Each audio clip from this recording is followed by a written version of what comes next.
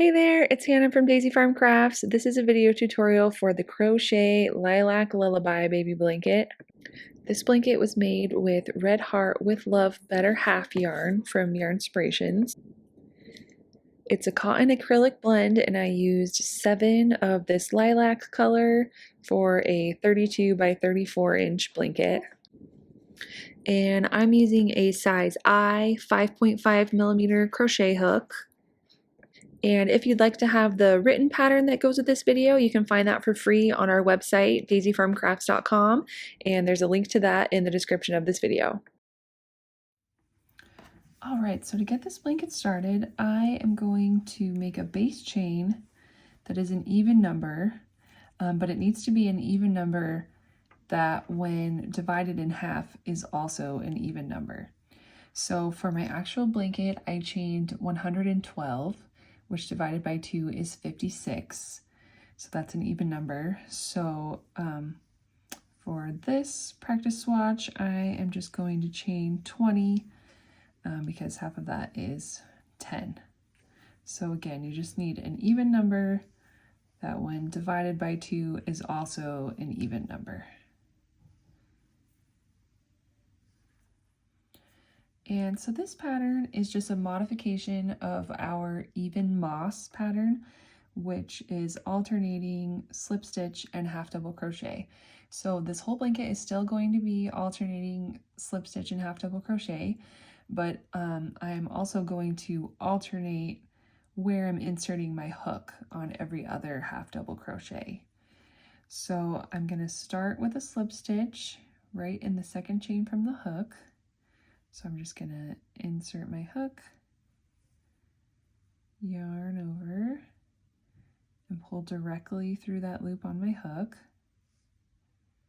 So there's one slip stitch, and in the next stitch I am going to just work a half double crochet, which means I'm going to yarn over, insert my hook, yarn over and pull up a loop, yarn over, pull through 3 loops.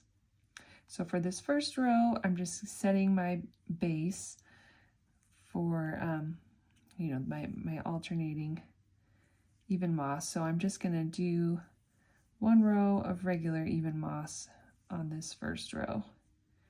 Just alternating slip stitch and half double crochet all the way across. And then on the next row is where we'll start getting a little more fancy with where we will insert our hook for the half double crochets. So again, half slip stitch, half double crochet all the way across the row. All right, and then when you get to the very last chain, your last stitch should be a slip stitch. And then I'm just going to chain 1 and turn. And since we're starting and ending each row with a slip stitch, you do want to kind of keep it a little bit looser on this last stitch and on this turning chain, just so that it's a little bit easier to insert your hook when we turn and work right back into that slip stitch. So just keep it a little bit looser on the beginning and the end of each row. All right, so I'm just going to start with a slip stitch right into this first stitch, insert my hook and pull right through. And I'm just going to work a regular half double crochet into this first stitch, just working under the top 2 loops. So yarn over, insert my hook just under these top 2 loops like normal, yarn over, pull up a loop, yarn over, pull through 3 loops, and then another slip stitch into the slip stitch from the previous row. And here is where we're going to start mixing things up a little bit. On this half double crochet, I am going to work a split half double crochet. And this first row of working split half double crochets is the trickiest. After this, I promise it gets a lot easier.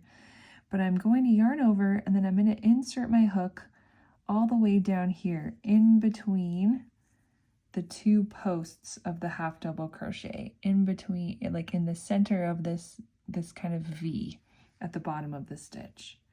So I'm just going to insert my hook right in the middle and get it through in between the V on the back side as well. Stick my hook in, yarn over, pull up a loop, yarn over, pull through 3 loops. And then slip stitch into the next stitch. Then back to regular half double crochet, just working into the top of the stitch like normal.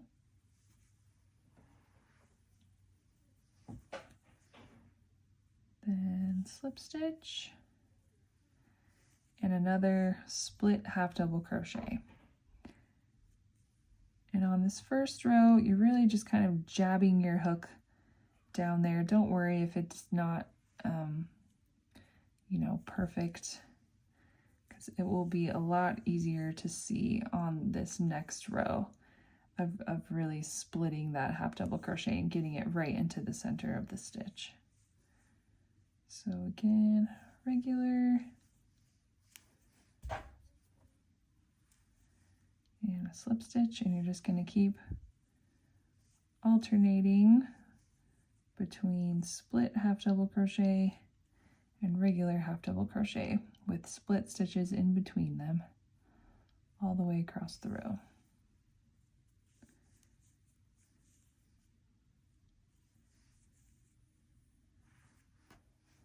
All right, and then after your last half double crochet, you end the row again with a slip stitch. And hopefully it's not too tight to get your hook in there.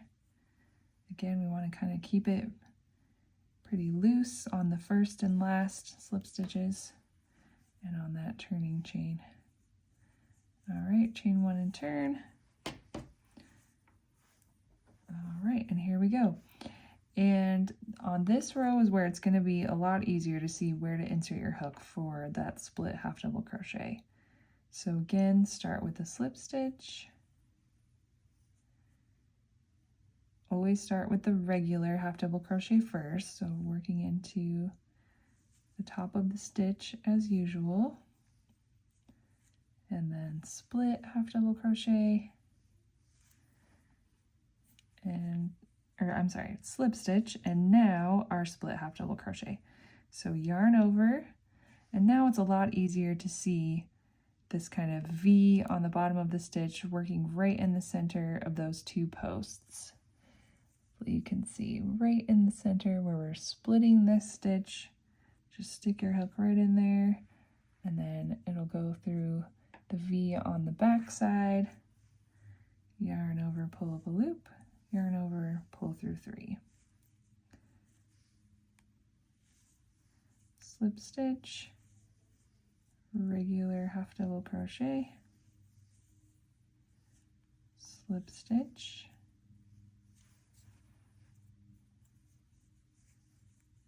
and split half double crochet.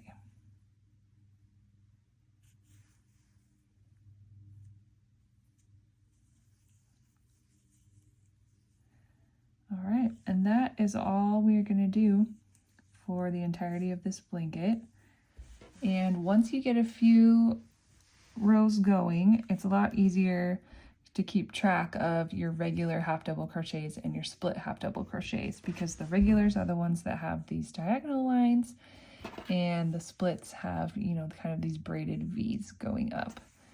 So it's pretty easy to just follow along that pattern once you get going. And I decided to actually not do a border for this blanket because I loved how straight these sides were with the slip stitches. So once you are finished, you will just tie off and then you can weave in your ends. I've got a few ends to weave in before this is done. And just a really nice, simple baby blanket.